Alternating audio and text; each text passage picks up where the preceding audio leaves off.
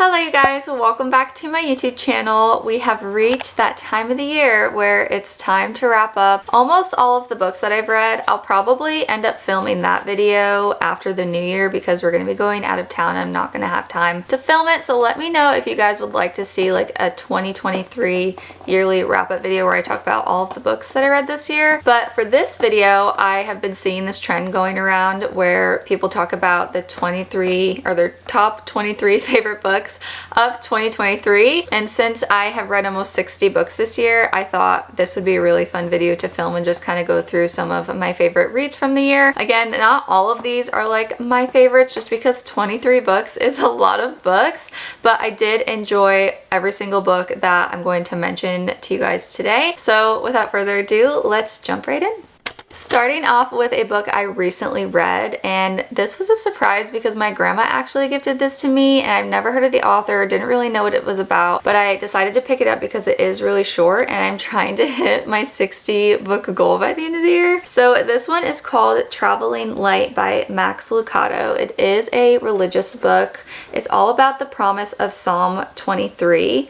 And the theme of the book is releasing the burdens you were never intended to bear. So he actually goes through line by line of the psalm and talks about all these different burdens that we place on ourselves, which kind of gets to the point of like learning to travel light, which means like letting go of those burdens and giving them up to God. I thought the way it was written was really beautiful. I definitely was left feeling encouraged and full of hope. I really liked the different testimonies and stories of people that he shares in here. I wouldn't recommend binge reading this because this is one of those books that I just feel like if you binge read it, you won't get as much out of it as you could if you just really sat in it. I actually shared a piece to my Instagram story that I thought was really beautiful that I want to read to you guys because I was super encouraged by it. It's on page 32. He says, "You have a God who hears you, the power of love behind you, the Holy Spirit within you, and all of heaven ahead of you. If you have the shepherd, you have grace for every sin, direction for every turn, a candle for every corner, and an anchor for every storm. You have everything you need." I definitely underlined so many lines in here, and I actually tabbed or folded down a few of the pages for the different chapters that I thought I could go back to because I could definitely see myself going back to this book at like different times of my life. It's one of those books that like never goes out of style. I know I said these books were in any particular order, but the next two I just hold near and dear to my heart. They're like one of my favorite reads that I have read this year, and I read them I think sometime back in the spring. This next one, I actually have a reading vlog for it on my channel. I read it in the video where I read popular book talk books. So I read it on Kindle because it was on Kindle Unlimited and I loved it so much I actually went ahead and bought the physical copy of the book. This is Say You Swear by Megan Brandy. I love it so much. It really reminded me of One Tree Hill if you guys have watched that show. It is a steamy sports romance and the sport in here is football. You follow this group of friends. They have grown up together and they're kind of transitioning between like high school and college. There's a love triangle between the main female character and then one of the guys in the friend group, and then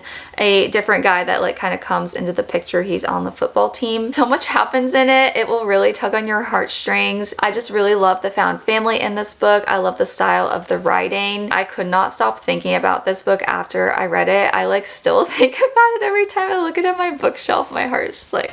Next up, we have Red, White, and Royal Blue by Casey McQuiston. I loved this book so much. This is another one that I read on Kindle Unlimited, and then my friend actually gifted me a copy for my birthday because I just wanted a copy to have on my bookshelf. I love this book so much. It's so romantic, you guys. Like when I say that, I could not put this down when I was reading it. I was skim reading because I just like I couldn't read it fast enough. I was just eating up every single thing in this book. This is about Alex and Henry. Alex is the son of the female president of the United States, and then Henry is the son of the Queen of England, and then they both have a romance together. It is like an enemies to lovers forced proximity romance. The politics was a little bit heavy for me, especially towards the end, which is why I did not rate it a 5-star. I did watch the movie on Amazon Prime and I did really like it, but I will say I think the book is just so much better than the movie because they cut out a couple of like really important characters in the movie, and the movie just kind of glanced over some of the plot lines and it was just sped up. The love that's in this book is the love that I deserve, and that's where I'm gonna leave it. I can't not make this video without talking about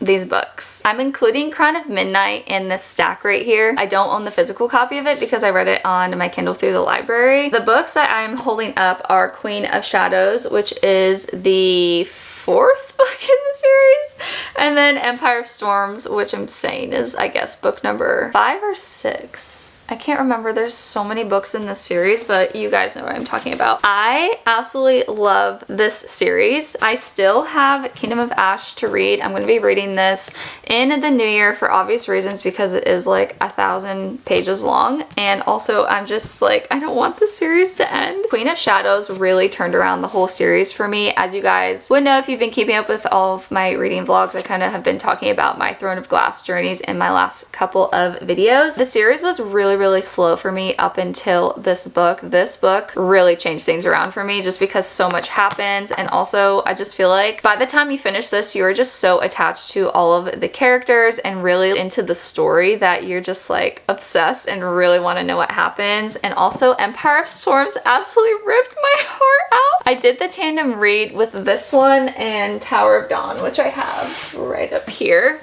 I didn't want to include this in my top 23 just because I didn't enjoy it as much as I enjoyed the two of these, but I will say if you guys are going through and you're reading Throne of Glass for the first time, I would definitely recommend doing the tandem read. If you read this before reading Tower of Dawn, I just feel like you're not going to enjoy Tower of Dawn as much based on how this one ends. Like so much happens in this book that you will just be on the edge of your seat the entire time. I remember finishing it and I just curled up into a ball on my bed. I was like in shock. I was so overwhelmed I couldn't process like what had just happened. I'm really glad that I did the tandem because like I said, reading this one after reading Empire of Storms would have been really hard for me and I wouldn't have enjoyed it as much because the pace in this one is slower than it is in Empire of Storms. I did want to go ahead and mention these books, and also Crown of Midnight. I did really enjoy that one. I know it's not a lot of people's favorite. I know most people really enjoy Heir of Fire because you get to meet a lot more of like the main characters that are going to be in the rest of the series, but I feel like Crown of Midnight really sets up the plot and that's where things really start to pick up and you get a lot of important information in that one. So I did really enjoy that one and the romance in it as well. Next up, I have another religious book for you guys. This is another one I really enjoyed and I could see myself going back to. I'd love to actually read it again in 2024. This is called Anonymous, Jesus' Hidden Years and Yours by Alicia Britt Cole. I read this as a daily devotional. I think the chapters are like 1 to 2 pages each and the writing is so beautiful. Basically, this book is about Jesus' hidden years before God called him to start his ministry at the age of 30. She kind of explores this premise and goes through this whole thing talking about how Jesus prepared for what God had for him, and she really explores and tries to encourage the reader about how important like a season of preparation and season of waiting is. It really helped to change my mind about that because I feel like there's like a certain stigma about I'm trying to prepare for this and like I just want what I want right now. It's all about enjoying like the journey before you get to the destination. As like cliche and cheesy as that sounds, she really explores that in this book. One of the things I really took away from it is Jesus had to wait 30 years for God to call him to his purpose, so if you are waiting, you are in good company. The next one I don't have the physical copy of because I read it on my Kindle, but it is When in Rome by Sarah Adams. I decided to read this one, 4.25 stars. I thought it was super cute. I really like that it's a clean romance. It's about Amelia. She is a pop star and she gets really overwhelmed with her career and her life, so she decides she wants to escape. So she goes to this place called Rome, Kentucky and actually ends up getting stranded there. The person whose yard she gets stranded in is actually Noah and he's a really grumpy baker, so she ends up staying with him while her car gets fixed and they end up having a romance, and I just thought it was super funny. I love the banter between the two of them, very like lighthearted. The town in itself is just one of those really cheesy Hallmark towns, but I thought the story was super cute. I really enjoyed all of the different side characters. You also get to see them heal from their like own individual traumas, so I thought it was really well done and I really really enjoyed it. I have my first fantasy read for this video. I love this book so much. This was another book I read in a reading vlog somewhere. I'll link it up here if you guys are interested. But this one was also one that really surprised me because I just kind of read it on a whim. I went in blind. I didn't really know what it was about. The Girl Who Fell Beneath the Sea by Axio. First off, just look at the cover. I think it's absolutely gorgeous. This is actually the UK cover. It was such a magical, cute, and wholesome, like cozy fantasy book. It's actually based off of an Asian literature story, and I thought that was really interesting. I really enjoy reading like Greek mythology books, Chinese literature kind of fantasy books. This one really made me fall like more in love with that kind of a genre. This is about our main character, Mina. Her homeland undergoes this storm like every single year, and her people worship this god called the sea god, and they believe if they sacrifice one of the girls in the town to the sea god as like his bride, their homeland will be saved for a year, and if she is his one true love, then they will essentially be saved forever. Mina actually ends up sacrificing herself, and she goes down to this spirit realm where she ends up meeting the sea god and a bunch of other spirits and things, and she finds out when she gets there that the sea god is actually under an enchanted sleep and a spell, and she has to figure out why that happened. She has to figure out how to break the curse essentially so that they can move on and be free. This story has a very strong like female character presence, also clean romance. The world in itself was so magical. I loved it. I absolutely loved this one. The next book is another fantasy book that I'm sure you guys know of because it was one of the most popular books this year. I read Fourth Wing by Rebecca Yarros, I think over the summer, and I absolutely loved it. That was another 5-star book for me. I have not read Iron Flame yet just because I've had so much going on. It's one of my books I really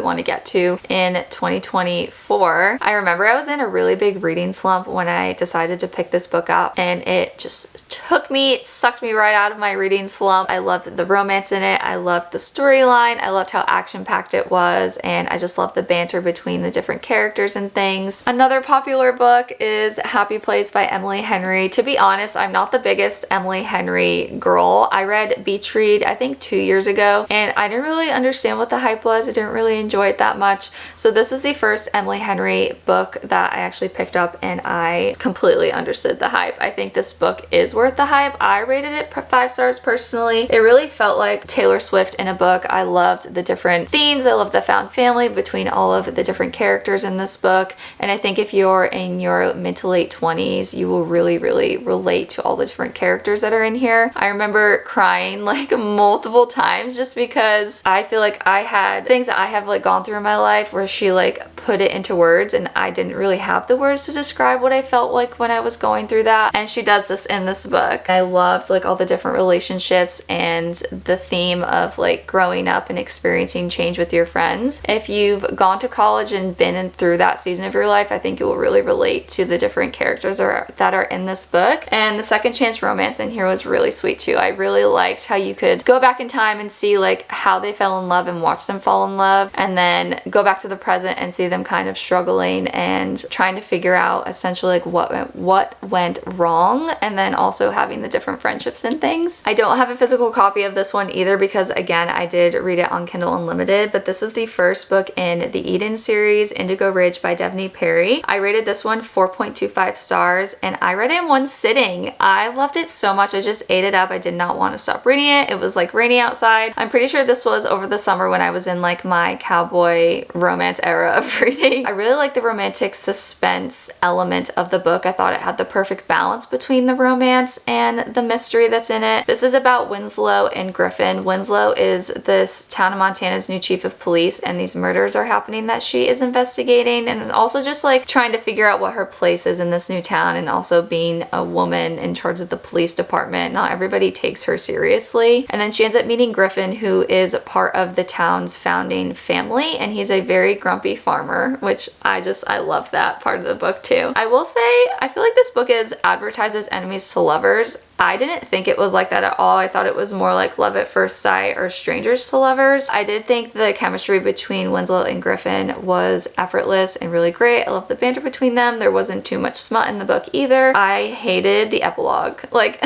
the reason I did not rate this 5 stars was purely because of the epilogue. This one I also read on Kindle Unlimited is Mine Would Be You by K. Jamila. I rated this 4.5 stars. I will be honest, I don't really remember a lot about this book. I do remember really liking the romance in this, and I thought it was really realistic and relatable, and there's also a ton of healthy communication between the two main characters. The next 2 books are actually written by the same author, and I absolutely love this author. I think she's one of my favorite authors that I've ever read from, but this is Live on Purpose. This is 100 Devotions for Letting Go of Fear and Following God by Sadie Robertson Huff. And then I also read her Live Fearless, A Call to Power, Passion, and Purpose book this year as well. I remember reading this, and every single day when I would read this devotion, I just felt so encouraged and full of hope. The way that she writes books and the way that she like speaks and frames her messages, especially to young women, are just so relatable. I really love when I can find an author who has a lot of similarities to me and we've gone through a lot of the same things. Every single time I feel like I'm struggling or I need help with something, I will turn to one of her books because I just think the knowledge that she has and just the way that she writes about it and expresses it is so helpful and so encouraging.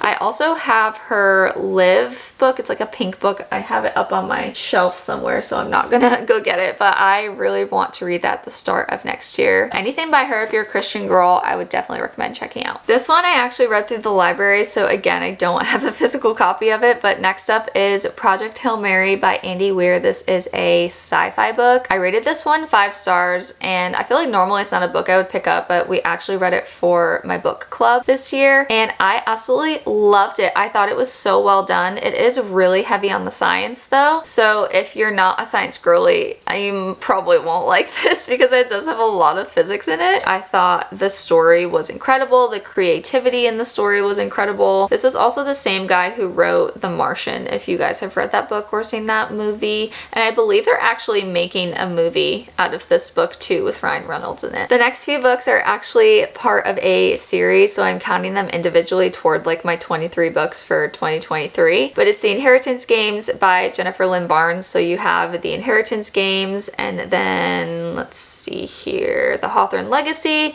and then The Final Gambit. I know The Brothers Hawthorne came out this year, and it's like a spin-off, I believe, about like the brothers, but I haven't read that yet, and I'd love to get to it in 2024. I just thought this entire series was so fast-paced. It was so fun. It had me guessing on every single turn. I believe I read most of these in one sitting or like 1 to 2 days. It was very fast reads because the chapters are really short, and I loved the way she wrote all the different characters and the found family that's in here. I just remember not knowing like what was going to happen and really loving like all the different puzzles and the games and things and like trying to figure it out as you were reading the book. I thought it was really fun, and I really enjoyed that series. The next 2 books are also part of a series I read earlier this year, but I read the It Ends With Us series by Colleen Hoover, and I ended up rating this one 5 stars, and then I rated It Starts With Us 4.5 stars. I demoted my rating because I just felt like that book was a little bit repetitive, but I do remember kind of enjoying that one more than I enjoyed this one because I really enjoyed Atlas's character in It Starts With Us. I feel like this book is very much a Lily book, and then It Starts With Us is very much an Atlas book. I think if you guys are starting with Colleen Hoover, this would be a good place to start, but I would recommend checking the trigger warnings because this book does talk a lot about like domestic violence and stuff, and her books are a little steamy, so it's also something to keep in mind. The next one was an almost 5-star read for me, but I ended up rating it 4.75 stars. This was The Midnight Library by Matt Haig. I remember at this time I was kind of in a reading slump where I didn't really know what I wanted to read, so I randomly picked this one up from I think the library because I read it on my Kindle. I don't have the physical copy of it. I thought the plot was so unique. Basically, it's about this woman. She ends up dying and she goes to this in-between place which is known as like the Midnight Library, and this library is full of hundreds of thousands of books that contain every single possibility of different lives that you could have lived based on the choices and decisions that you like make in your life. I just thought it was really interesting and well done. It really makes you think.